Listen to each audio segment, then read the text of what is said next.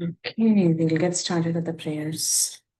Om Ajnanatimirandhasya Jnananjanashalakaya Chakshurum Militam Yena Tasmai Shri Gurave Namaha. We'll get started. Pangum Yate Kirim Yat Kripatamaham Vande Shri Gurum Dinatarinam Paramananda Madhavam Krishna Chaitanyam Ishwaram Namamo Vishnupadaya Krishna Preshthaya Bhutale Srimate Bhakti Vedanta Swaminiti Namine Namaste Saraswati Devi Gauravani Pracharine Nirvisesha Shunyavadi Paschatya Deshatarine Jaya Shri Krishna Chaitanya Prabhu Nityananda Shri Advaita Gadadara Shri Vasadi Gaura Bhakta Vrinda Hare Krishna, Krishna Krishna, Hare Hare, Hare Rama, Rama Rama, Hare Hare.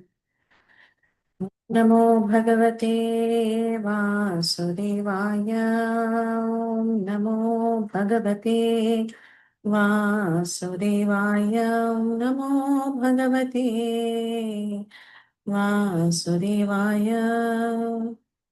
Narayanam namaskritya naram chaiva narottamam devim saraswati vyasam tato jayam mudirayet nashtaprayeshu abhadreshu nityam bhagavata sevaya bhagavati uttama shloke bhaktir bhavati meishtaki krishnaya vasudevaya devaki nandanaya cha Nandagopakkumaraya Govindaya Namo Namah.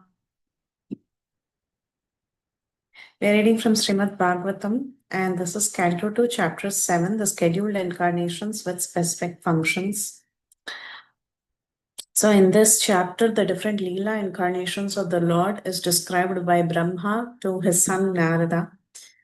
So, he began talking about the various incarnations, beginning with the great boar incarnation.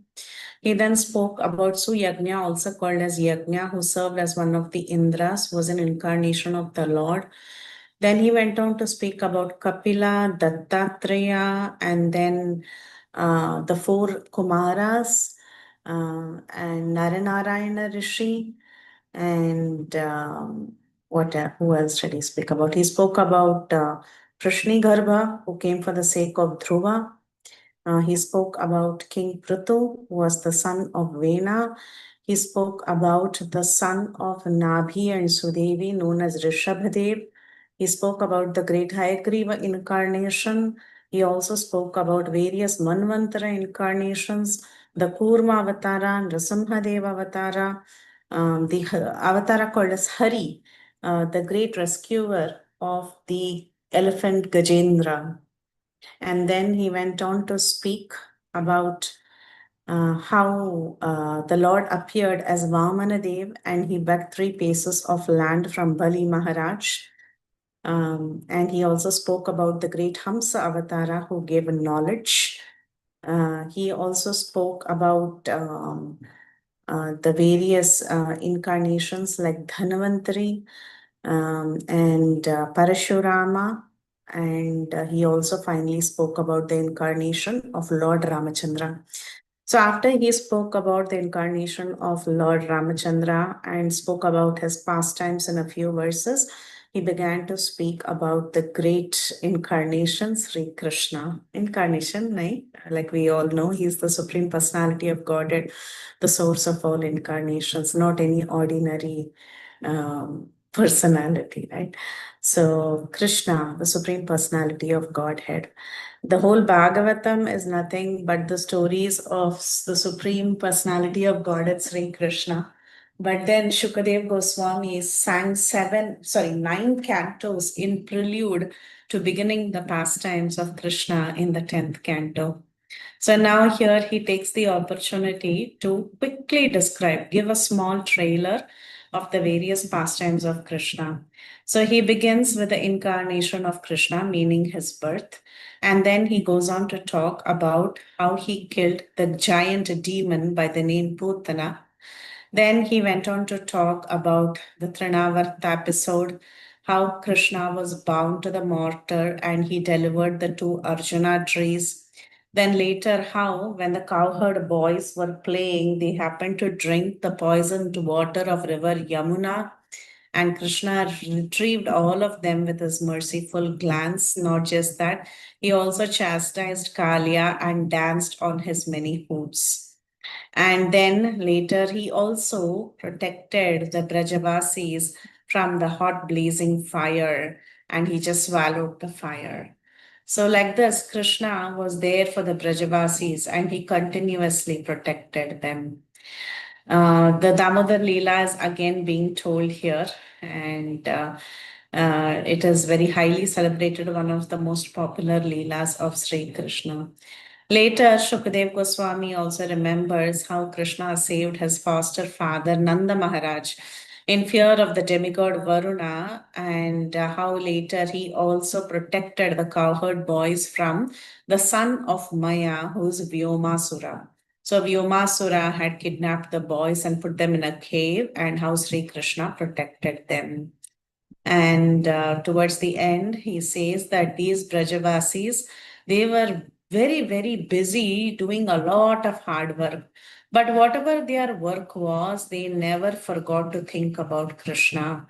Day and night, they were engaged in hard labor, but however, their consciousness was continuously absorbed in Krishna.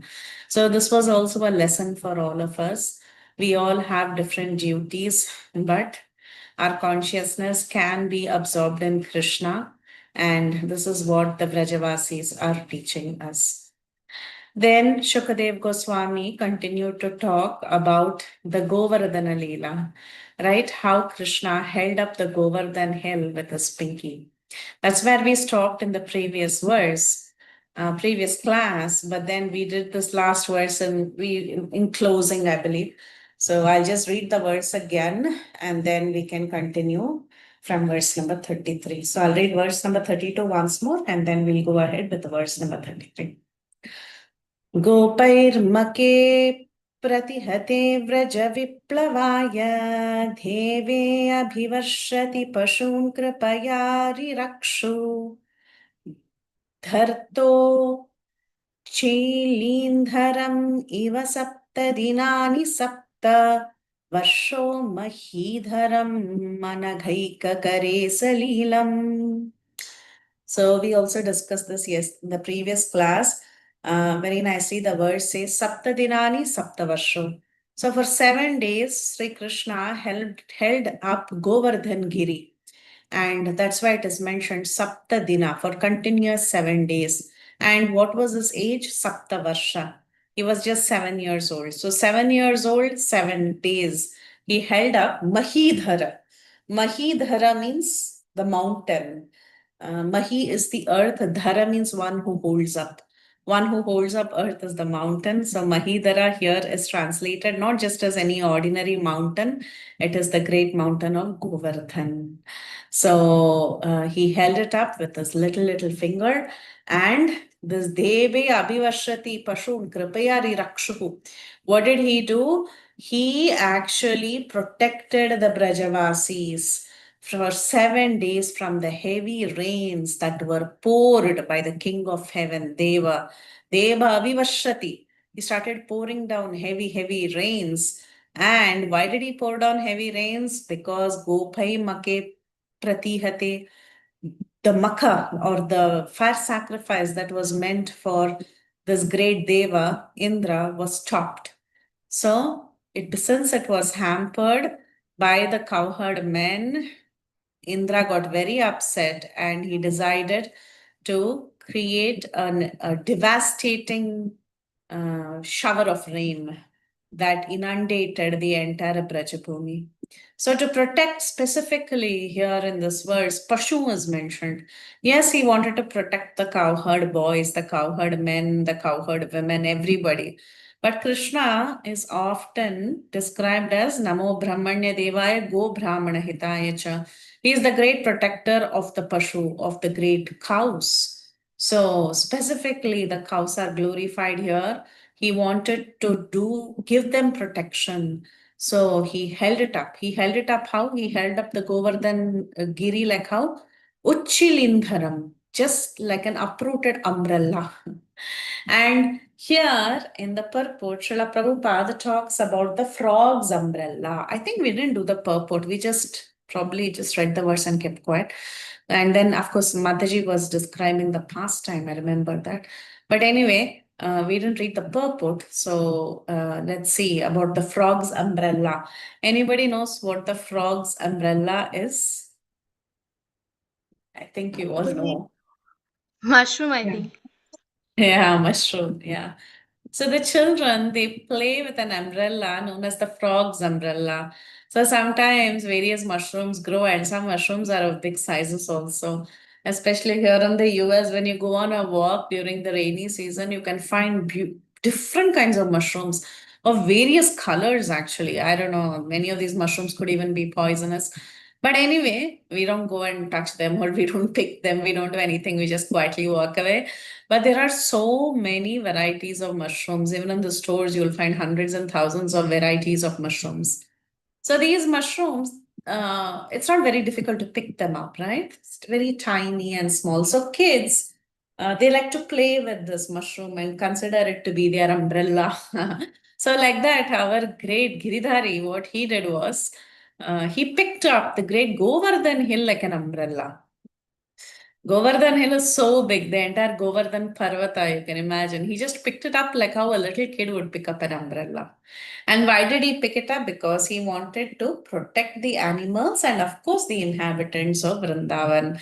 Protect them from what? Protect them from the continuous shower of rains that was sent forth by Indra. Why did Indra send these showers of rains? Because he was denied the sacrificial offerings by the inhabitants of Brajabhumi on the advice of Krishna.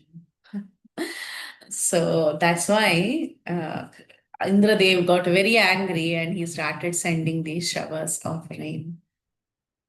Prabhupada in the purport, he explains sacrifices recommended in the Vedic literature for the satisfaction of demigods are a sort of an inducement to the sacrifices to realize the existence of higher authorities. So, on a regular basis, one must perform sacrifices to please the demigods, and the demigods, in return, what do? They shower rains.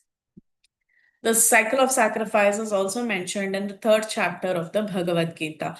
So we know this is a regular cycle that happens. Sacrifices are performed, Indra becomes pleased, and he showers rain. So Krishna's point was, why are you giving him bribe by creating another festival unnecessarily?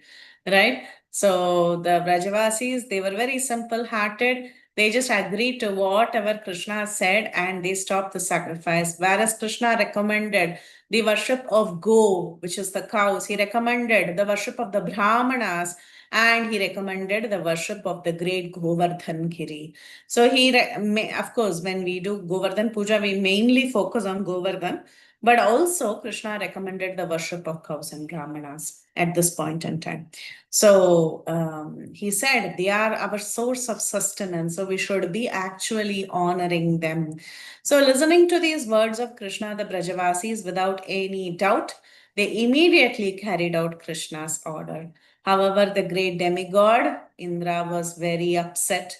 So, what did he do? He wanted to punish the Brajavasis and he started showering these terrible rains. But, however, Krishna showed everybody with the same Govardhan hill to whom the puja was done, with the same Govardhan hill, he protected everybody. So here Prabhupada makes a point that this incident of Krishna lifting the Govardhan hill immediately proves that he is the Supreme Lord in all circumstances.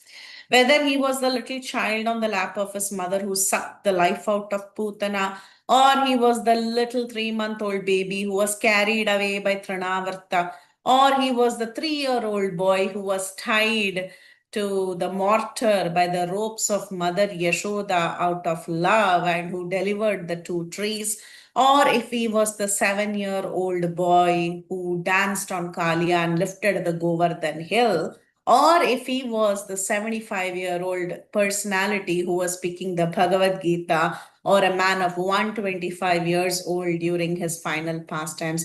In every circumstance, Sri Krishna proved himself to be the supreme personality of Godhead. He was never at any point in time on the level of an ordinary man. And even when he was 75 or 125, he never appeared like an old man. We have discussed this in our previous class also. There is no question of Krishna's hair becoming white, or Krishna having wrinkles on his face, or Krishna having the heavy eye bags and dark circles. There's nothing like that for Sri Krishna. He always appears as a young boy of 16 years old. And these are the particular features of the transcendental body of the Lord. The Lord, when he descends, he is always transcendental. There is no material touch or contamination on the Lord's body. It is always transcendental. The Lord descends with his transcendental body, and it never ever deteriorates. So these are the specific qualities of the Supreme. So we have seen the pastime of Govardhan Leela. So we'll move on to the next important pastime, and it's a beautiful pastime. So let's see. Two pastimes are mentioned here. So let's see what they are. Kridan vane nishi nishakara rashmi gauryam रासोन्मुख कलपदायत मूर्छितेन उद्दीपितस्मरनृजां व्रजद्बृहद्वधूनां हर्तुर्हरिष्यति श्रियो धनदानुगस्य. Anybody would like to read the translation, please?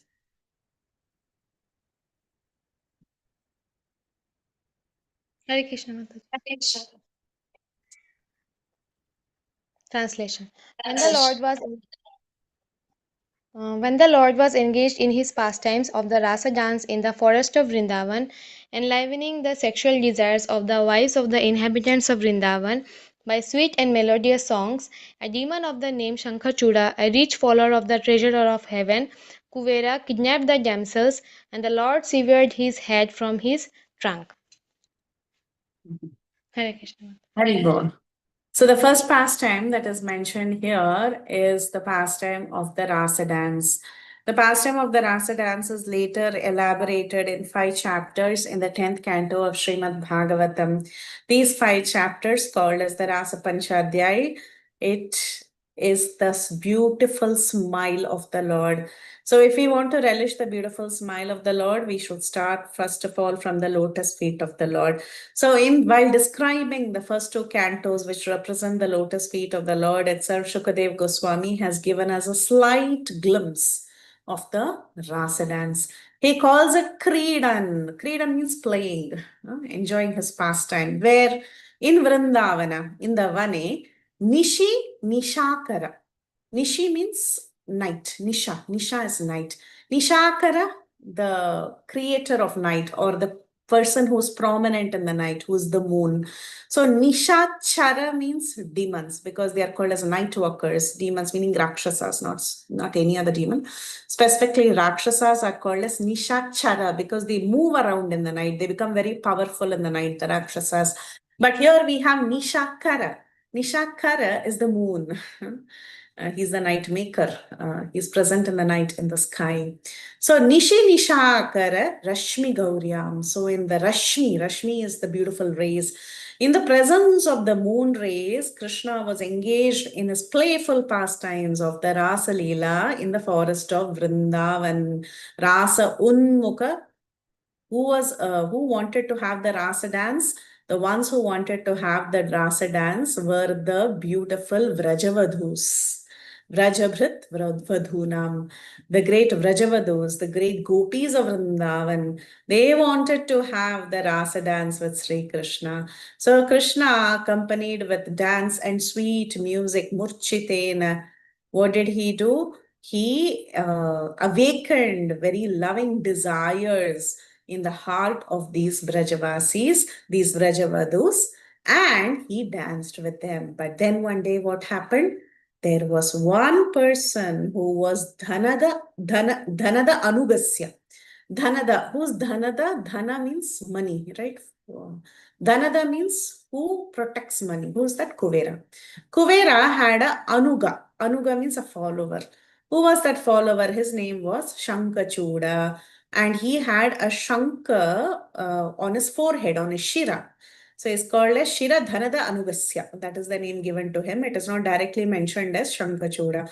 But we can understand that this was Shankachuda because he is the one who was the follower of Kuvera and who had a money or a Shanka on his head. And what did he do? Harishyati, he kidnapped Hartu. He kidnapped the Vrajavadus. So because of which Krishna went and he retrieved the gopis and he severed Shankachuda's head from his trunk. So these are the pastimes that is mentioned in this particular verse. So here Prabhupada, he tells that actually this particular verse is in the future tense, meaning the pastimes of Krishna was being predicted here by Brahma to Narada. Krishna had not started performing his pastimes at this point in time when the conversation was going on. But then the pastimes of the Lord are always eternal, meaning great experts can see the pastimes of the Lord in the past, present, and future. Yesterday, someone was asking me, how did Vyasadeva know all this that he had mentioned in the Srimad Bhagavatam? How did he know that all these pastimes happened? Because they are the great seers. They are rishis. They are pashyaka. Pashyaka means one who can see. They can see into the future. They can see the past, present, and future. Similarly, when Valmiki was writing the Ramayana, Narada Muni comes and gives him audience, and he tells him, "Oh, you will be blessed to see the past, present, and future." Actually, Valmiki was a contemporary of Lord Sri Ramchandra. He was present during the pastimes of Sri Ram, but the Ramayana begins with the boon received from Narada by Valmiki. Actually, the Ramayana was compiled after Sita was sent to the forest. That is when the Ramayana was being compiled technically according to the Valmiki Ramayana.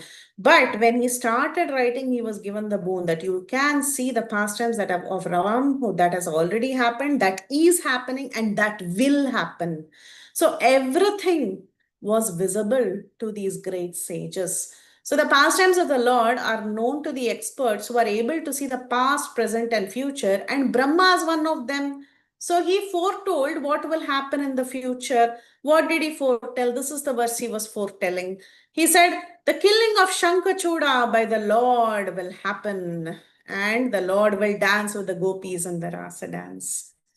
And here Prabhupada says, the killing of Shankachuda by the Lord is a mere recent incident after the Rasa Leela and not exactly a simultaneous affair.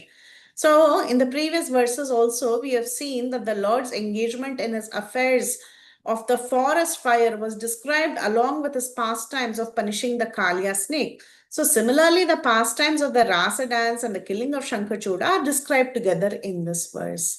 So therefore, we should understand that many of the pastimes are combined together and they are already being foretold by Narada. The demon Shankachuda, he was killed during his pastimes at the Horika month of the Falguna. And the same ceremony is still observed in India by burning the effigy of Shankachuda one day prior to the Lord's pastimes at Horika, generally known as Holi. So Horika, also known as Dol Yatra, is also the appearance time of Sri Chaitanya Mahaprabhu. Dol Yatra, Horika, Sri Chaitanya Mahaprabhu's appearance, all this comes around the same time, right? They all come together. So during this period only, we have the burning of the effigy of Shankachuda. All this happened around the same time. So like this, the future appearance of the Lord is mentioned, and this also Prabhupada makes a very heavy point that the pseudo-incarnations are unable to cheat people who are in knowledge of these events that is described in the authoritative scriptures. So yesterday, Tulsi Gopi Mataji had a question about prediction of various incarnations. If there are so many incarnations, as many as the waves in the ocean, then how can we know that someone can come and say, okay, I'm also an incarnation, because there are so many incarnations, as many as waves in the ocean. And we were discussing in the previous class how the recent incarnations in this kalpa are definitely mentioned, and scriptures in some way, form will mention the future incarnations as well. And we were discussing about the different marks of a great personality, like he carries the Shankha Chakra in his hands, the marks of the Shankha Chakra and the marks of Vishnu, basically, that's what we call it. He does very uncommon activities, something that ordinary Siddha Purushas cannot do, like lifting of the Govardhan hill. And we also mentioned that this person's name, his pastimes, place of birth, his parents' names, all these will be indicated in some scripture or the other. So, like this, Prabhupada, he says that we should not get carried away by pseudo incarnations. We should always look into scriptures about the name of the incarnation, whether he exists or not. Okay, so that was verse number 33. And what was verse number 33 talking about? It spoke about a few pastimes, about the Rasa Leela, killing of Shankachoda, etc. So let's see 34, 35. The rest of the pastimes are quite quick. They are all combined together because it's just a bunch of killing of many, many asuras. So Chakravarti Pad says in his commentary that Shukdev Goswami, he did this in fast forward. He just said, okay, all these different demons were killed by the Lord. So he gives a big list. See, when Shukdev Goswami speaks about the protection offered by the Lord, he takes time and he tells it very slowly. When talking about, see, the Damodar Leela pastime in two different ways he brought it out.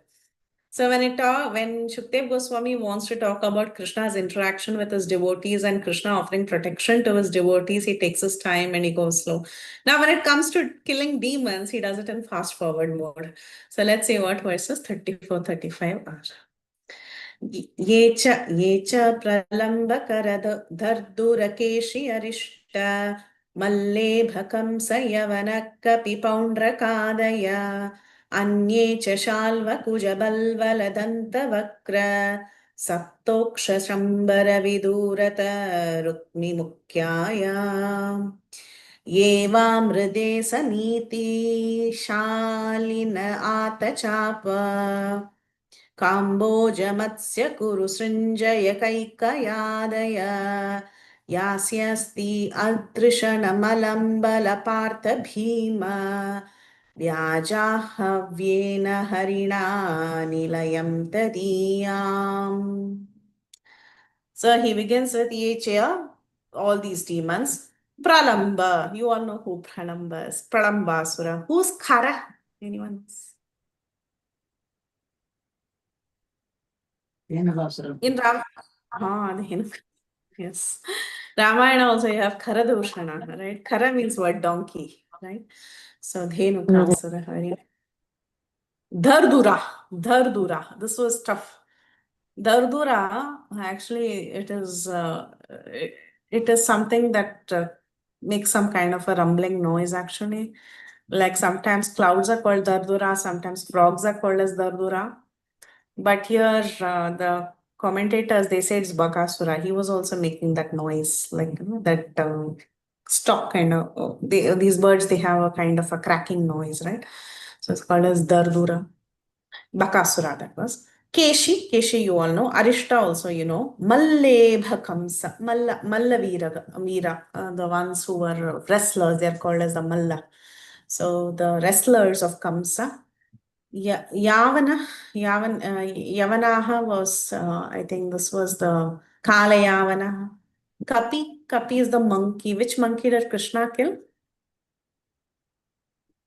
Anyone remembers?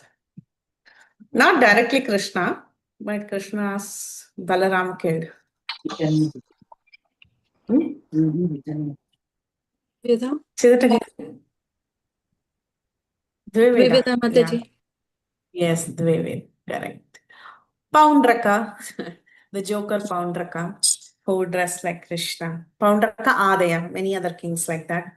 Anyecha Shalva. Shalva, you all know, a very elaborate chapter about Shalva's airplane and all that, and how he comes and he creates magic He creates a magical Vasudeva and then he bewilders Krishna. It's kind of very complicated war that was. Shalva. Kuja. Kuja is what? Who is generally called as Kuja? Huh? Narakasura, yeah. Why Mataji Kuja is Narakasura?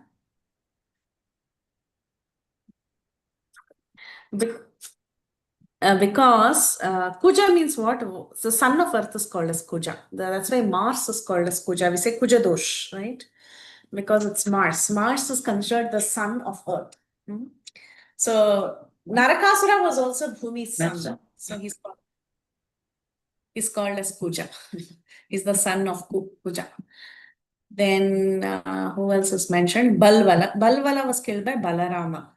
Okay, he was killed. Balvala and in the same chapter, I think Shukdev Goswami mentions the killing of Balbala and the chastisement of Romaharshana, I think, in the same chapter. Then Dantavakra. Dantavakra, you all know how in Dantai, right? That village in Mathura is called Dantai. He was killed there by the Lord. Saptoksha is the seven bulls. That was they are more or less demoniac, so that's why they are mentioned in the list of the demons. When Krishna marries one of his wives, he subdues the seven bulls. Shambarasura. Shambarasura was the one who kidnapped Krishna's son Pradyumna. Shambarasura. Vidhurata. Vidhurata and Balva. No, Vidhurata and Dantavakra are killed in the same chapter in Bhagavatam by Krishna. Rukmi was ultimately killed by Balaram. He was the brother of Rukmini, who's the wife of Krishna. Mukyaha, many such important demons.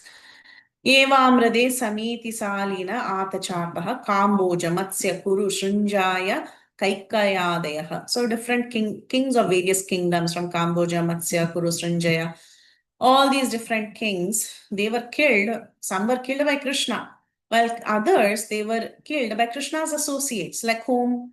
Like Bala. Bala is Balarama. Partha is Arjuna. Bhima is Bhima.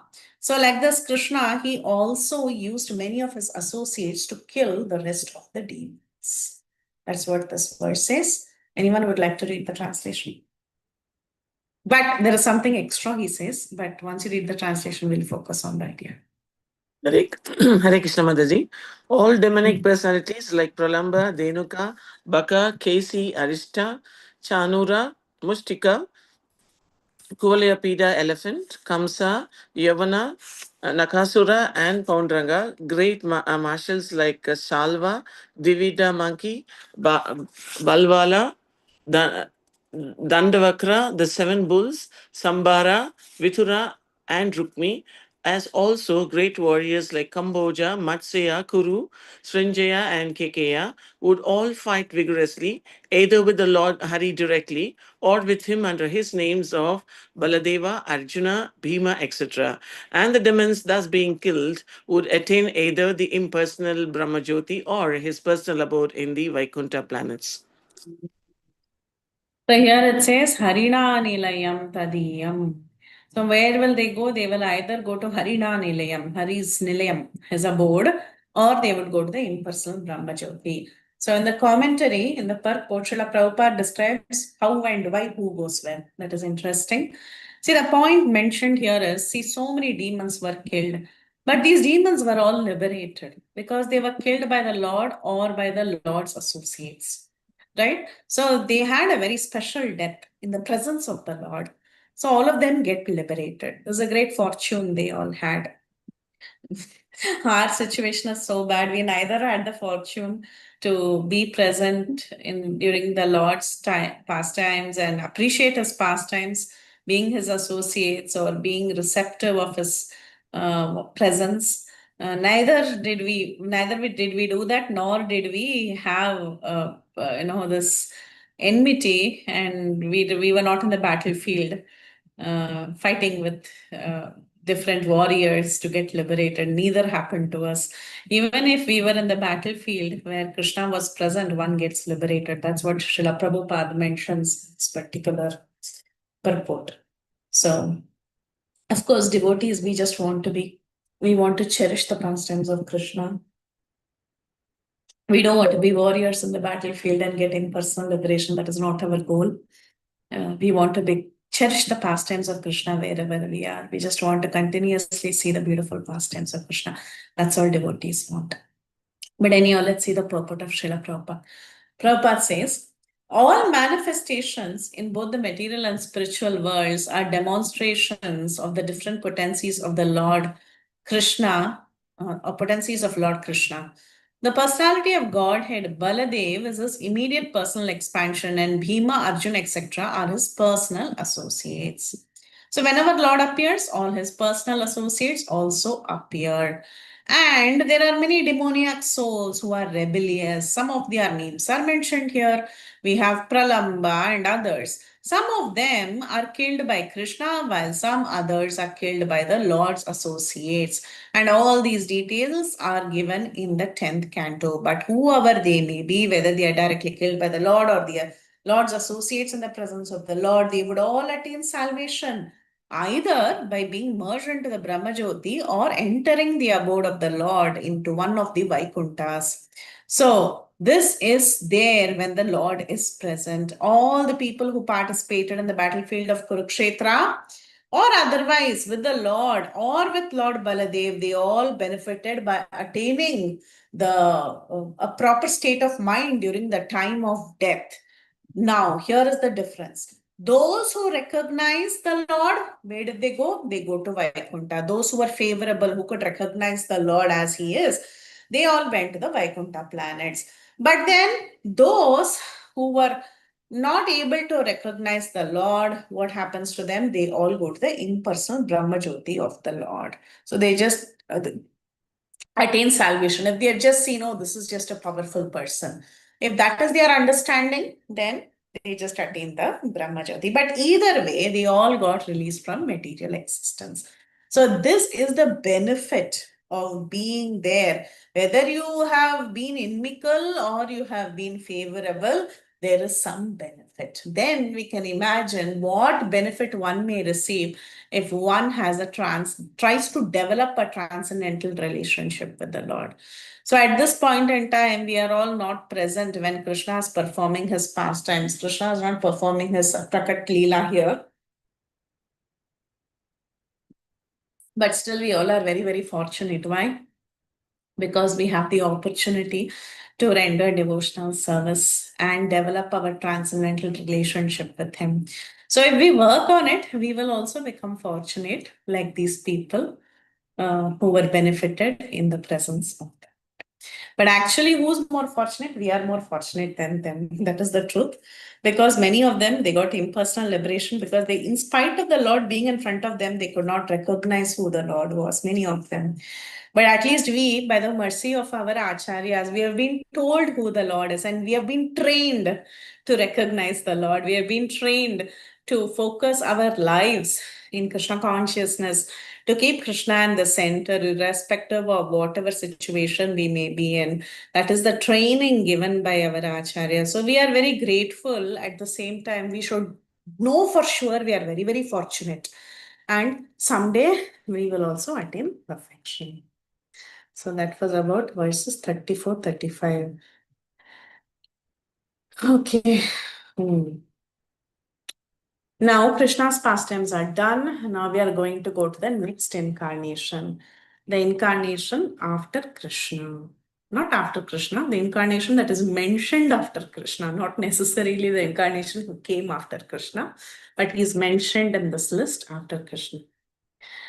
So, कालेन मीलितधियम् अवमृश्य नृणाम् स्तोकायुषां स्वनिगमो बत दूरपार आविर्हतस्त्व अनुगयं स हि सत्यवत्यां वेदद्रुमं वितपशो विभजिष्यति स्म.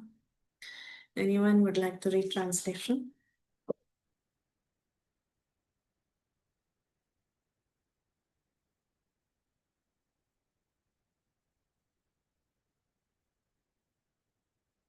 Hare Shall I Krishna, Mataji continue? Pranam. I can read. Translation by Srila Prabhupada. Srila Prabhupada ki jai. The Lord himself in his incarnation as the son of Satyavati, Vyasadeva, will consider his compilation of the Vedic literature to be very difficult for the less intelligent persons with short life, and thus he will divide the tree of Vedic knowledge into different branches according to the circumstances of the particular age. Hare Krishna. Veda Drumam. Drumam means tree, right? Druma. So Drumam, Veda Drumam Vitapashaha. What did he do? He saw the Vedic tree and he saw it, it was big and very complicated. So he divides it into branches. He divides it into branches for our benefit. Because in course of time, people become less intelligent. Kalena Milita Diyam. Dihi, intelligence has become very less. Manda Sumanda Matayo, Manda Bhagyahi Upadruta. We have learned that verse. These are the symptoms of Kali Yuga. So humanity at large, we all people, we have so many different difficulties, and in course of time, our intelligence has become very, very dull. And stoka ayusha. Stoka means little, short. So we have very short lives. Right? Stoka Krishna is there, short Krishna. Krishna's friend, Stoka Krishna. So anyway, Stoka Ayusha. Our life is very Alpayu. That's what we have. So everything is very difficult for us to understand the Nigamas, the Vedic literature. It is very, very difficult. So what did Vyasadeva do? The son of Satyavati, he appeared and he divided the Vedas for the benefit of all living entities. So Brahma here, he is mentioning to Narada about the future compilation of specifically Srimad Bhagavatam. That's the understanding in the purport.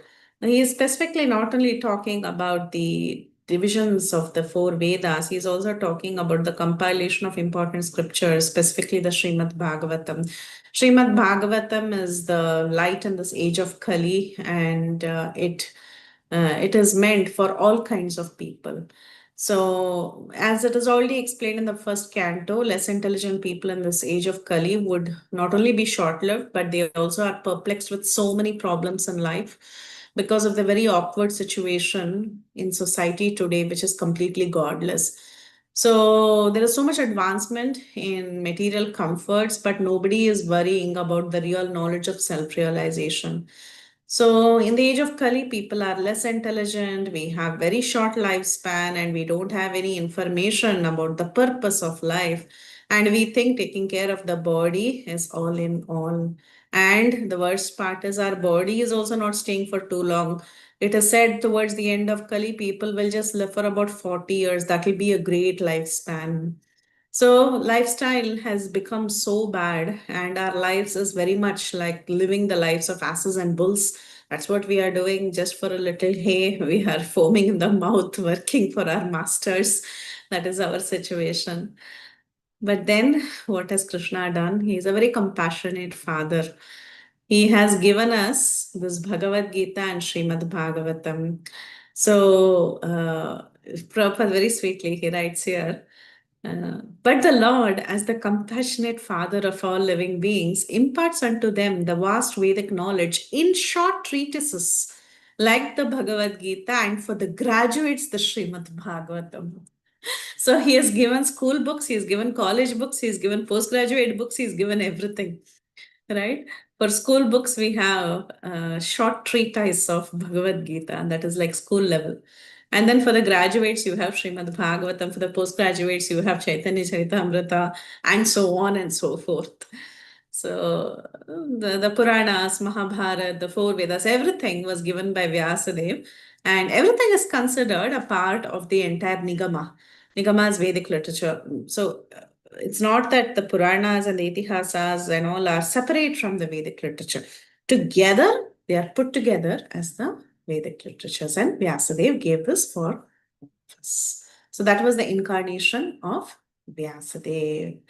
Now, next incarnation, very cool, not cool, but seems to be like the incarnation suitable for the age of Kali.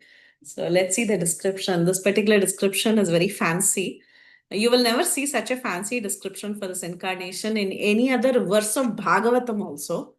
or in any other scripture also so much you will not find such a description of this incarnation. So let's see what it says. देवद्विषां निगमवर्त्मनि निष्ठितानम् पूभिर्मयेन विहिताभिरदृश्यतूर्भिः लोकान् घ्नतां मतिविमोहमतिप्रलुब्धम् वेषं विधाय बहुभाषयत अनुपधर्म्यम्. Anyone for translation? Hare Krishna. When the atheist, after being well versed in the Vedic scientific knowledge, annihilate inhabitants of different planets, flying unseen in the sky on well-built rockets prepared by the great scientist Maya, the Lord will bewilder their minds by dressing himself attractively as Buddha and will preach on sub-religious principles. So who's the incarnation, Prabhuji? It is mentioned here. Buddha. Buddha. What does Buddha do? He rejects the Vedas He what, Prabhu? to save animal killings. He rejects the Vedas. He will reject the Vedas. Very good. And what is his preaching about? He is preaching about there is God is formless. What does it say here in this verse? What will he preach on? Sub-religious principles.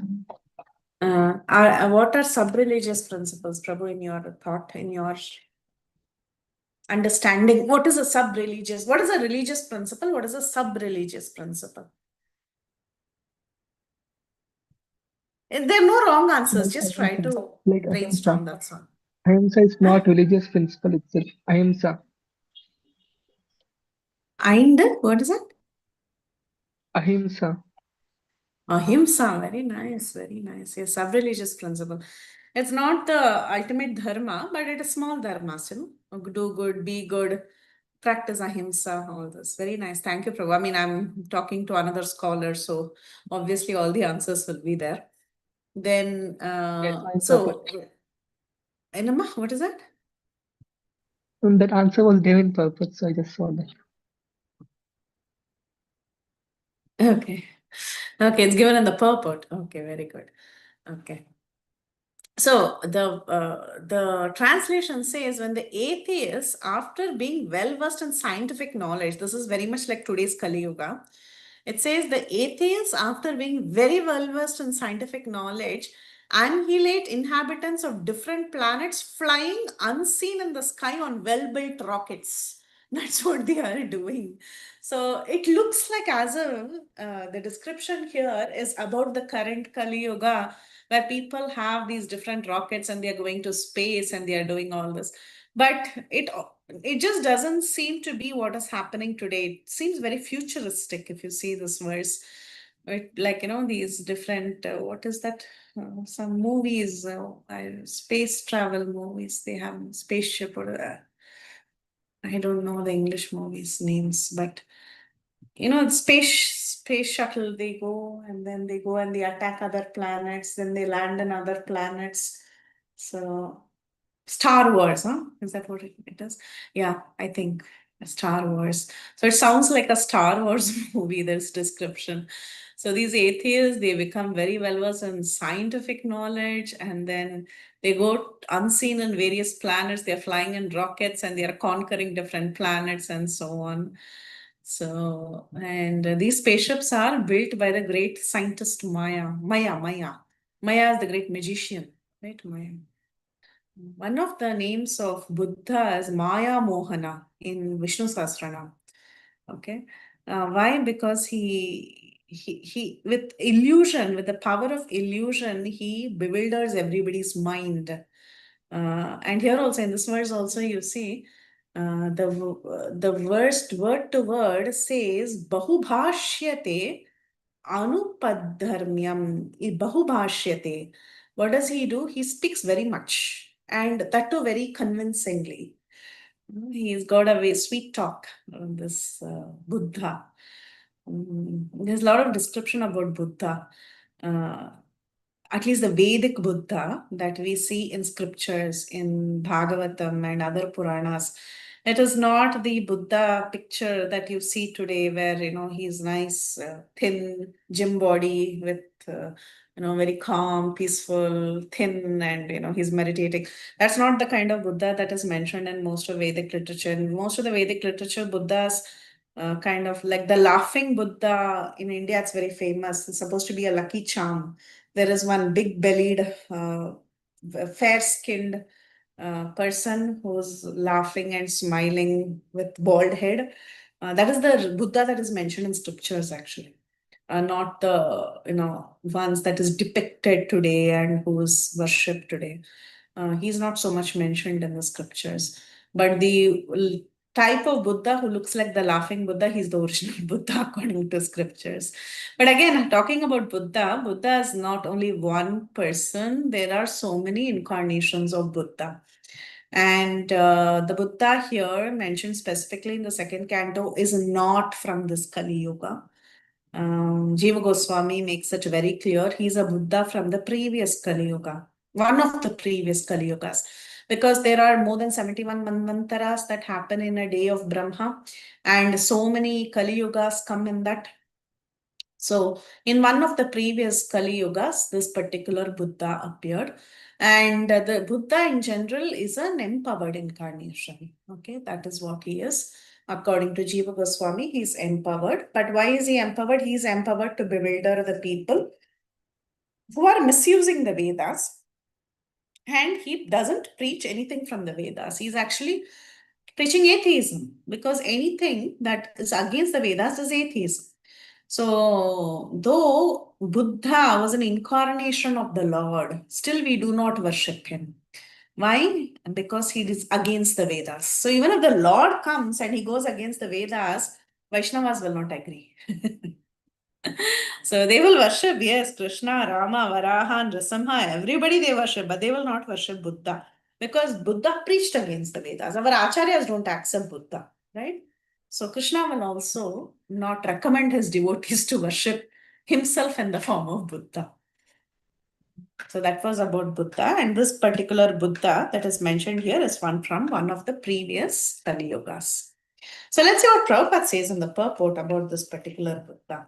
He says this incarnation of Lord Buddha is not the same as the Buddha incarnation that we have in present history of mankind. Now, whether Siddhartha Gautama is the Buddha that is mentioned in other places in scripture, that is also debatable actually. We don't know.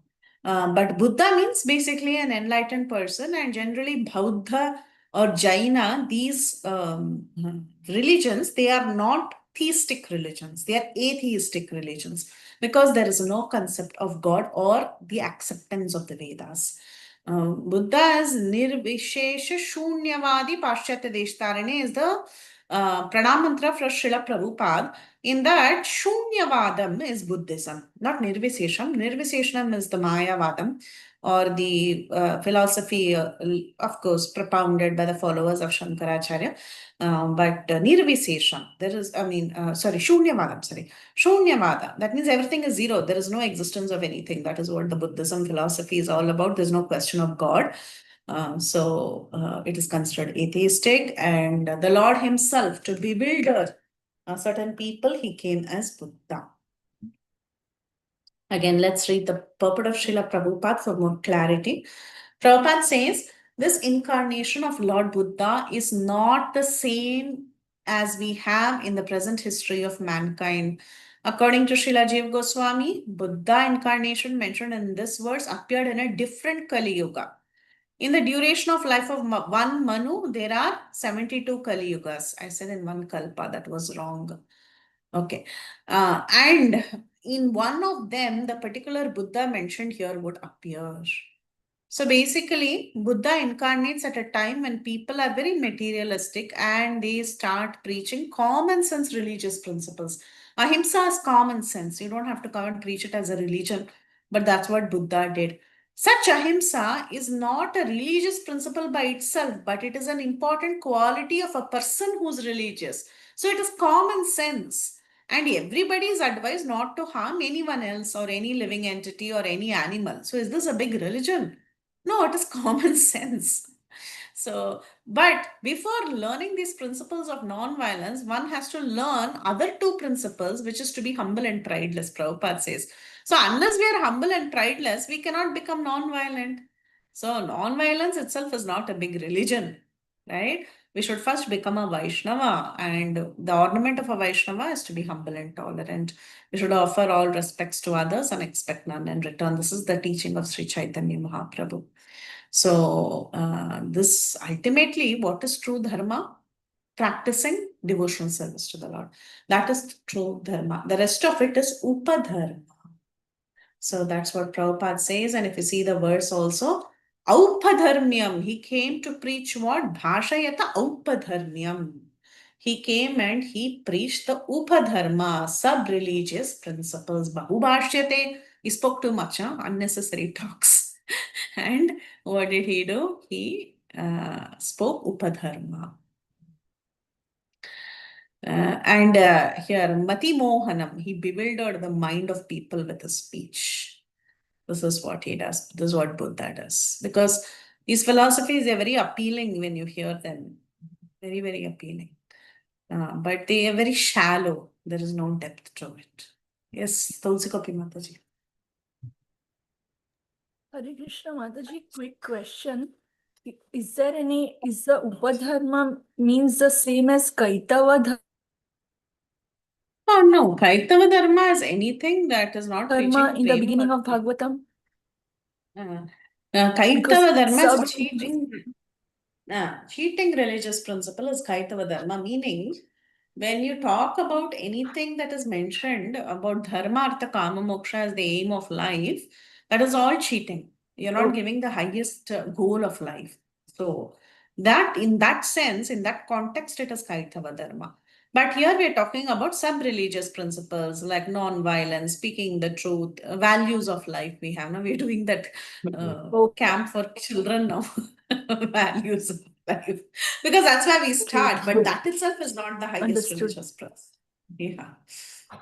Yeah. Okay. Thank you, Mataji. This is like some just normal ethics behavior which is part of Ethics. a religious life that is made as a Yes. religion. Okay. Correct. Okay. Thank Yes. you, Mataji. Beautiful. Thank you. Saudamani Mataji. Ha, Mataji, what you were telling just now, so I was trying to understand it like this, that Upadharma is like coming to the mode of goodness, no, Mataji? It helps us to be in the mode of goodness. Yes. Yeah. And Definitely. Kaitava Dharma is like cheating, which does not help us in any way in our bhakti. Is it correct, Mataji? See, Kaitava cheating religious principle, we say Kaitava Dharma means, but in that context of that verse, Dharma Projita Kaitava, specifically we are relating to Dharma, Artha, Kama, Moksha. All these are values of life. I mean, they are also very important in life. You can't say that it is just cheating and it's over. No. You need to be dharmic. You need to do many things. Within Dharma itself, sub-religious principles are included. So, but when you say this is the goal of life, that is cheating. Mataji, These are I all. also Hare Krishna, sorry. I also observed that those who are actually doing the dharma, artha, kama, moksha nicely, like those who are pious, when they become devotees, they really do great. Yeah, They really they do are the very ones great. who can take up KC also sometimes, and they also 100%. become really good quality devotees also. It is very important, even in Krishna says in Bhagavad Gita also, that until you come to the mode of goodness, for you to take up Krishna consciousness itself is very difficult, right? So, to have good qualities is the fundamental of Krishna, fundamental foundation of Krishna consciousness. Sometimes like you're saying, we speak of being a great Mahabhagavat and we are doing this bhakti, that bhakti, we melt in Krishna prema, all that we talk high philosophy. But we forget the basic ethics that one should have. We forget that we should be good human beings. We forget that we should have the good qualities. And then we're talking about very lofty ideas, right? If the foundation is not strong, then all this is just going to be words. It will not really be fruitful. So you're right, Mataji. Dharma, Artha, Kama, Yes, Moksha Mataji. is a Meaning very they are. integral part.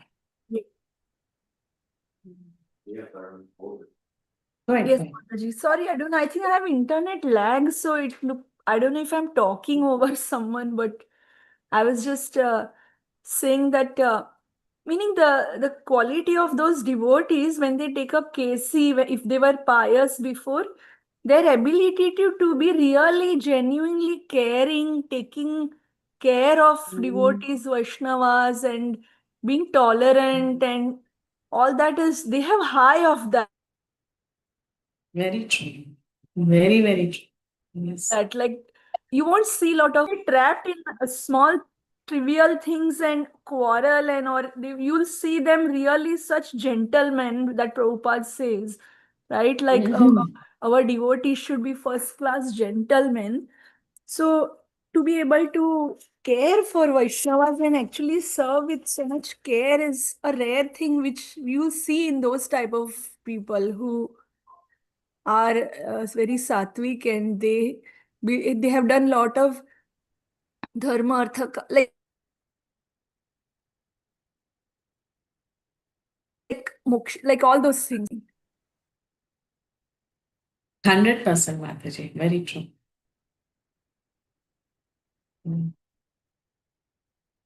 Yes, Prahlad Anandapram, you want to add? What I have understood so far in Sri Prabhupada's purpose and all that, he defines dharma as inbuilt inherent characteristic of a thing, just like sweetness to the sugar. Right? Similarly, the jiva, the jiva Rasparupa Krishna Radhyadas.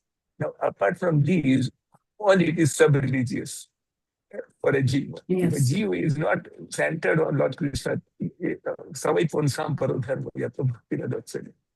that Parodharma is rendering service to Lord Sri Krishna. Now, anything below that, it's Upadharma. And then when it is just for sense gratification of, oh, let me get liberated from birth and death and become merged in birth.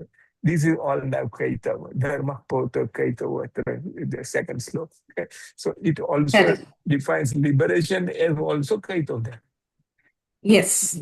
So that's what we're trying to get here. I just wanted to add that. 100%. Yes, Prabhuji. Thank you. Thank you so much. Thanks for adding. Okay, we'll go to the next one. The next one is about the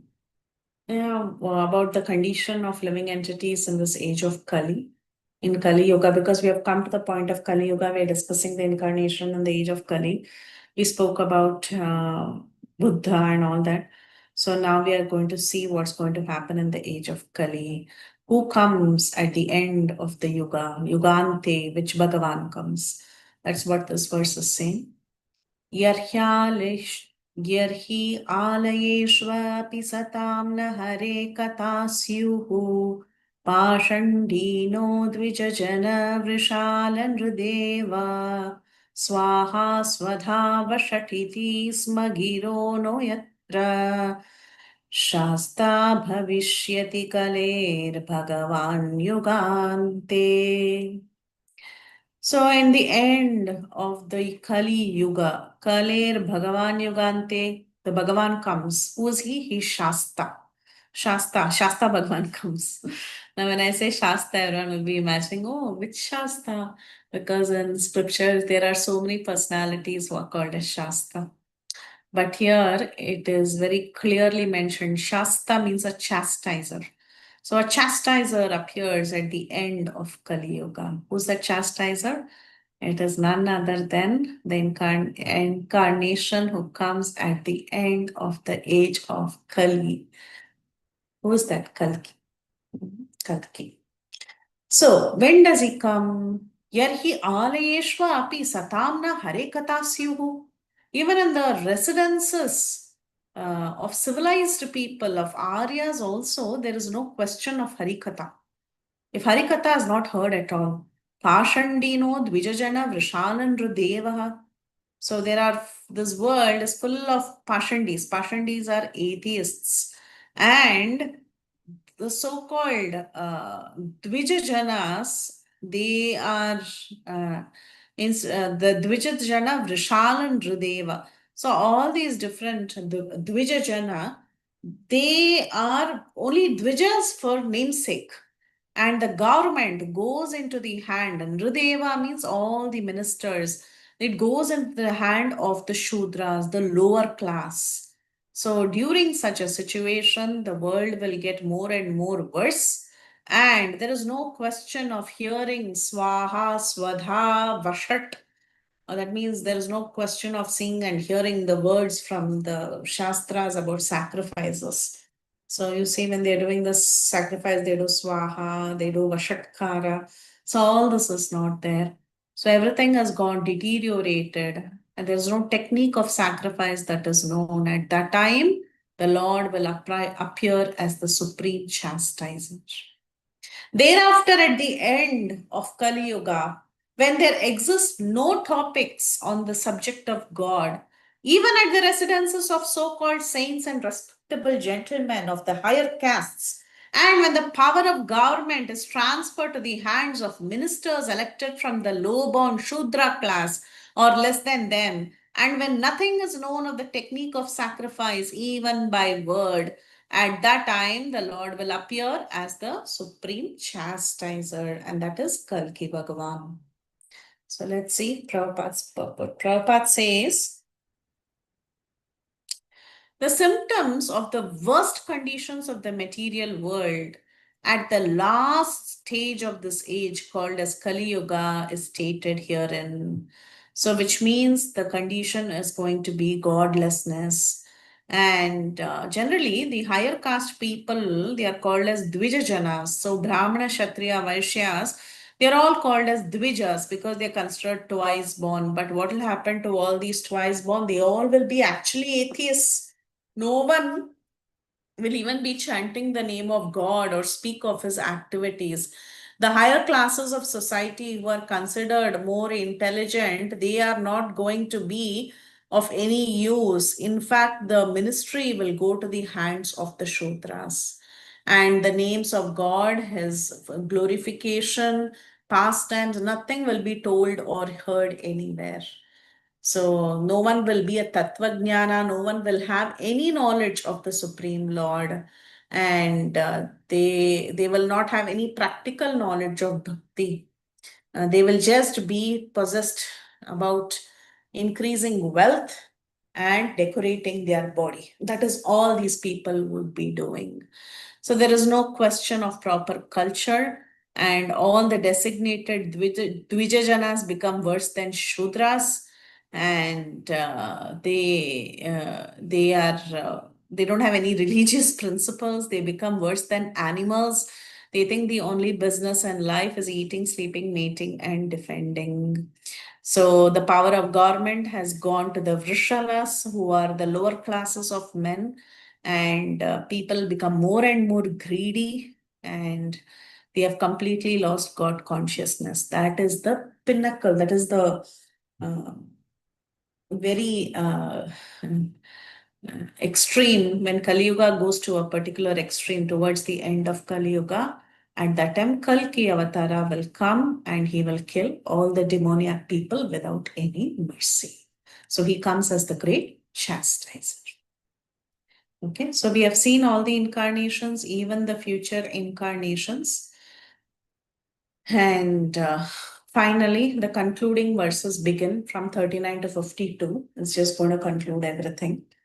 And it ultimately, in this section, we see that if you really want to understand the Lord, you can understand the Lord only through devotional service. One is not able to glorify the Lord's glories to the complete extent. One cannot understand the Lord by performing austerities or reading books or doing any such thing. Only if you surrender unto the Lord, you may understand a fraction of his glories. That is what the rest of the verses are going to speak about after glorifying the different incarnations. So text number 39. Sarge tapoham rishayo navaye prajesha sthane at dharma makha mano. Amaravanishaha ante tva adharmaharamanyu Vashasuradya Maya Vibhutayaiva Purushakti Bhaja. Anyone for translation?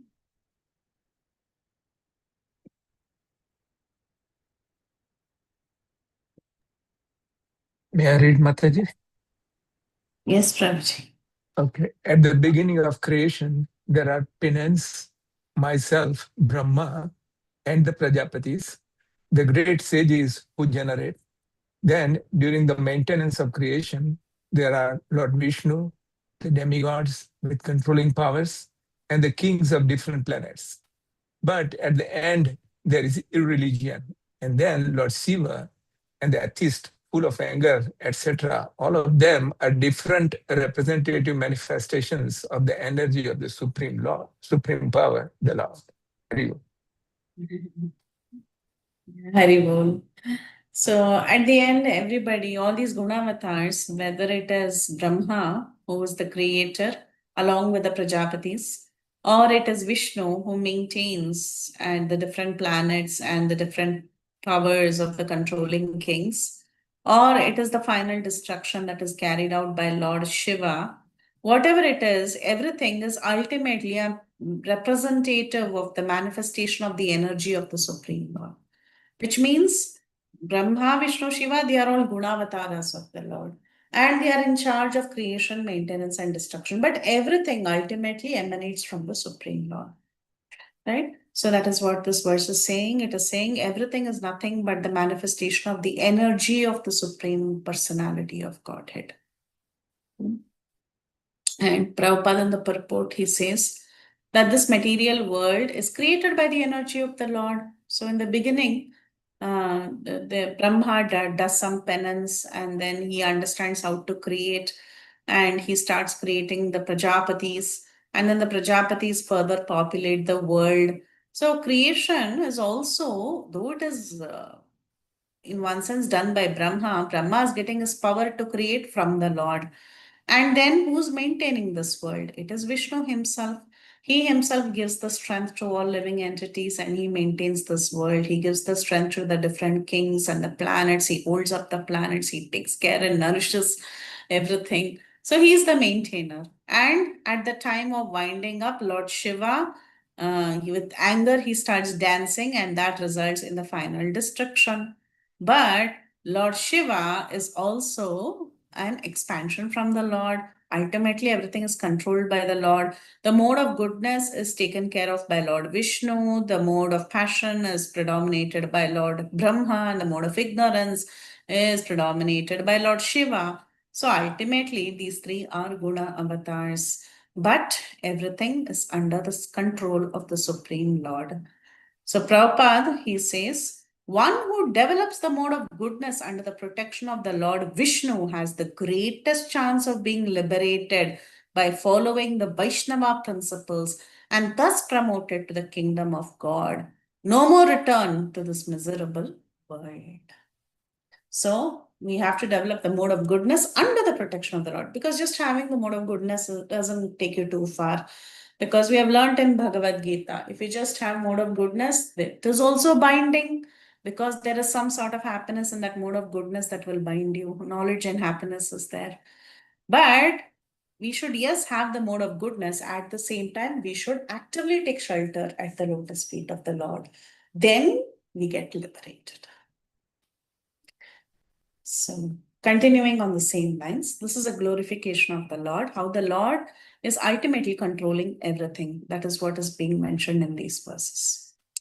Vishnor nuvirya grananam katamo arhahiti ha ya partivani api kavir vimamera jamsi chaksham bhayasvarahasa kilata triprishtham yasmatri samya sadanad urukampayanam. Anybody for translation? Hare Krishna. Who can describe completely the prowess of Vishnu? Even the scientists who might have counted the particles of the atoms of the universe cannot do so, because it is he only who in his form of Trivikrama moved his leg effortlessly beyond the topmost planet Satyaloka up to the neutral state of the three modes of material nature. And all were moved. Hare Krishna. Yes, Hari Bol. Just yesterday in Chaitanya Charitamrita class, we were hearing how Seshanag is trying to count on the glories of Chaitanya Mahaprabhu, and he's not able to glorify the Lord with his thousands of mouths. Similar verse will come right after this, okay? Same thing is mentioned about Krishna Lila also. So it is very difficult. One can even count the number of grains of sand in this world. One can count the number of stars in the sky, but one may not be able to sufficiently glorify the Lord.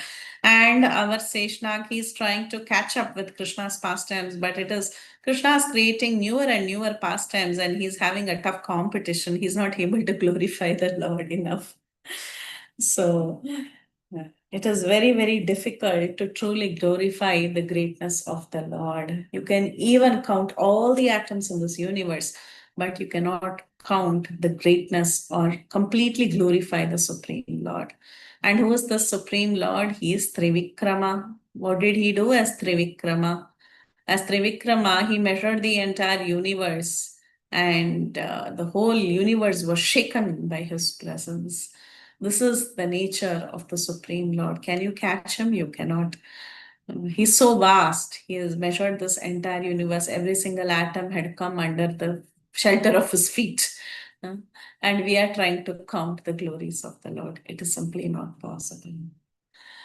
So, purport by Srila Prabhupada. Prabhupada says, the highest scientific advancement of material scientists is actually atomic energy.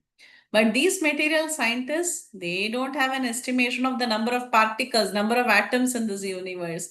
And even if at all somebody is able to count all the atomic particles, he cannot estimate the greatness and the prowess of the Supreme Lord. Krishna is known as Trivikrama because in his incarnation as Vamanadev, what did he do? He went beyond the highest planetary system, which is Satyaloka, and he pierced the 7 layers of material coverings. And the water from the causal ocean, it entered this world as the sacred Ganges that washed his lotus feet. So this is the greatness of the Lord. He can even pierce through the coverings, and he can even bring water from outside this universal shell and inundate this world. That is the greatness of the Lord. Even if you can count all the atoms, you will not be able to sufficiently count the glories of the Supreme. And here we have again the glory of Sesha, who's trying to count the glories of Krishna. So this is the verse. Nantam vidami ahamami munayo agrajaste maya balasya purushaya kuto avaraye gayan gunan dashashatanana adideva sesho adunapi samavasyati nyashya param. Dashashatanana. Anana means face. Dashashata means 10, 100. Dashashata. Dashashata Anana. That is the number of mouths Anantadev has. Adideva. And what is he doing? Gayan Gunan. He's continuously singing the glories of the Lord. Still, he is not able to catch up with the Lord. This is what Seshnag is doing. First, our Narada Muni, our Brahma is telling, Nantam Vedami Aham Ami Munayo Agrajaste. I also don't know the glories of the Lord. You also, Narada, don't know the glories of the Lord. Even your Agrajas, that is the one who were born before you, the 4 Kumaras, they also don't know the glory of the Lord. This is Maya Bhalasya Purushaya Kuta Avavaraha. This Lord, Maya Bala, he's the master of all potencies. That is the nature of the Lord. So you cannot measure his glories. Your brothers cannot measure his glories. I cannot measure his glories. What to talk of us? Even Sesha is still counting, and he's trying to catch up with the Lord. So that's what this verse is. Anyone wants to read translation?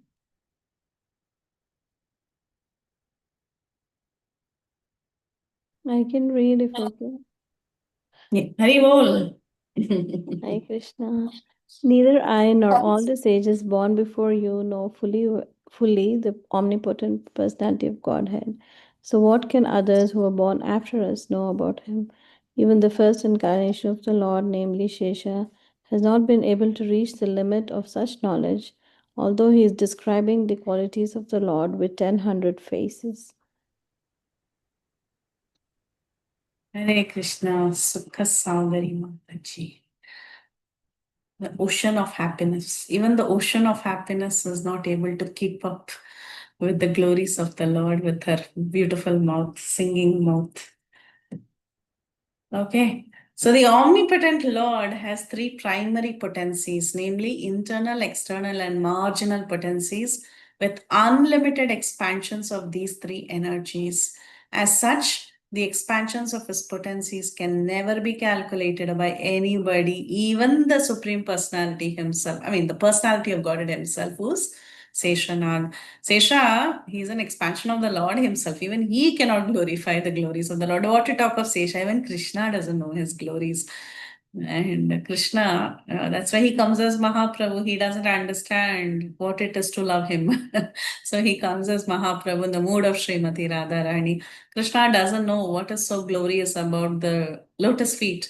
So he puts his lotus feet into his mouth to taste it. As Vatapatra Shai. So like that, Krishna himself doesn't know. He cannot estimate his glories. Though Sesha is describing it with thousands and thousands of faces, still nobody can catch up with the glories of the Lord. Very good. So this is, but then how can you understand the glory? That is the next part of the verse. So past two verses, it is telling that you cannot count, even if you can count the atoms in this world, you cannot understand the Lord's glories. The next verse said, oh, even Sesha is trying hard, he's not able to count the glories of the Lord. But then who can do it? How can they do it? So that is verse number 42. That will be the last verse for today. येषां स एष भगवान् दयायिदनन्तः सर्वात्मनाश्रितपदो यदि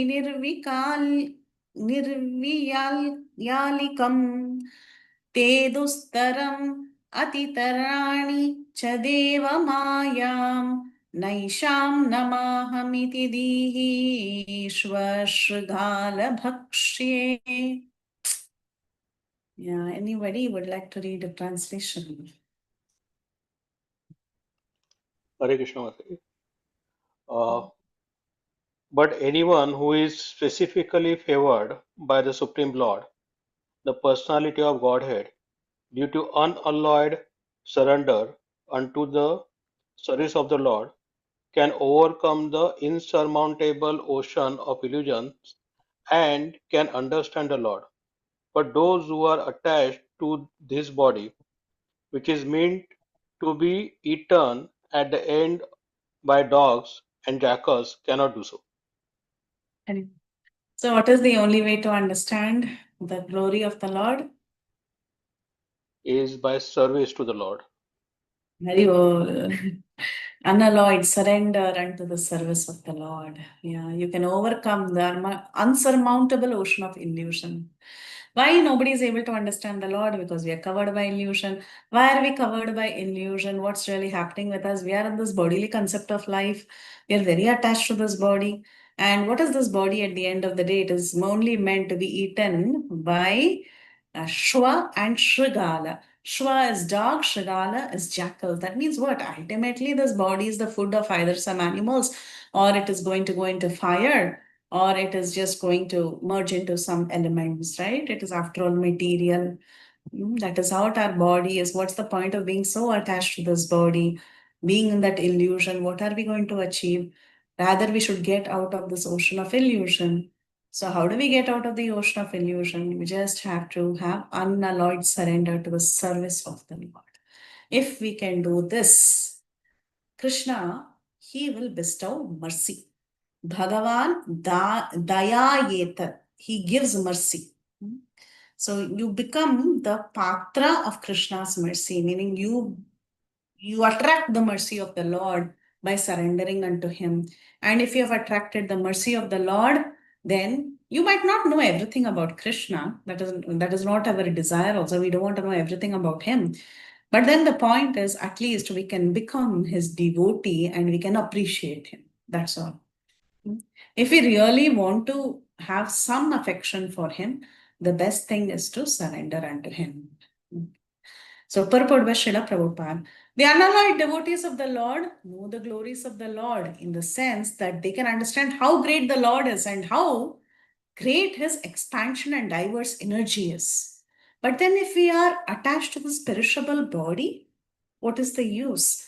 Right? This material body is ultimately going to be destroyed. The materialist is always busy for the welfare of the body. If he's not worrying about the welfare of his material body, he is worrying about the welfare of his extensions of the body, like his children, kinsmen, community men, countrymen, and so on.